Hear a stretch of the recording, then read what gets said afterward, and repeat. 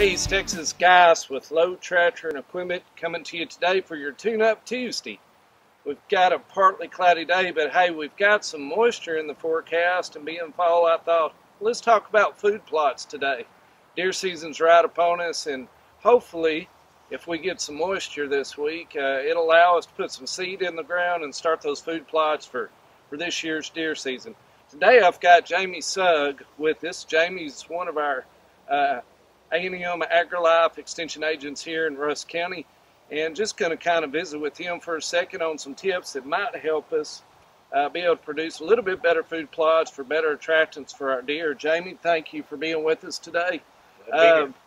Just in general, when we're looking for a seed to plant our food plots this time of year for this area, Rusk County, Smith County as well, I would assume, what are some seeds that really work for this area?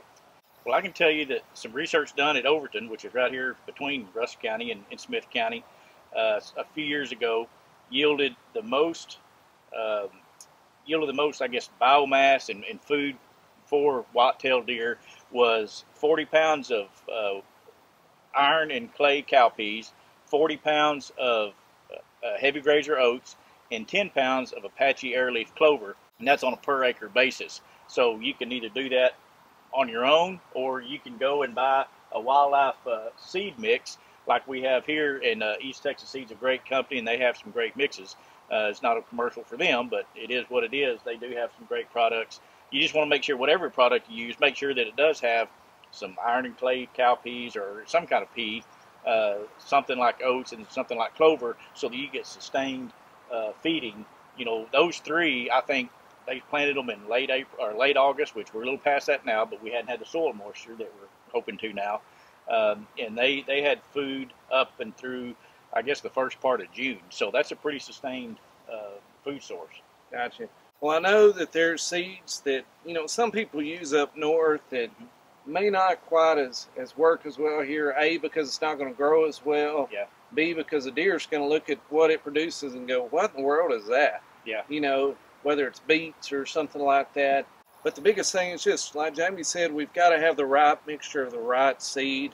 Check with your local feed stores and seed companies and see what they have to offer within the scope of that. Also, give us a couple of tips when we're preparing the ground or getting ready to plant this seed. A couple of tips on things we can do to make sure to give that seed the opportunity to do what it's supposed to do. Well, you know, the favorite line of a county extension agent is do a soil test, and that's kind of a running joke, but it's true. I mean, you need to know kind of what shape your soil is in. If it needs to be limed, lime it. Lime is cheap relative to some other things you can do, but break that soil up, disc it, plow it, whatever you have at your disposal. Break it up, put that seed out, and then rake it over. Make sure you get good soil contact for those seeds, and then just pray for rain like we always do.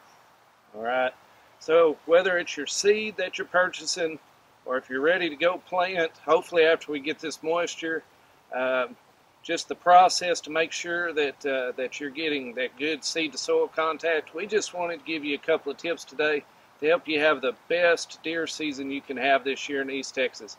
Hey, if this tip helped, like us on Facebook, share with your friends our Facebook videos for Tune-Up Tuesday. Jamie, thank you for being with us today.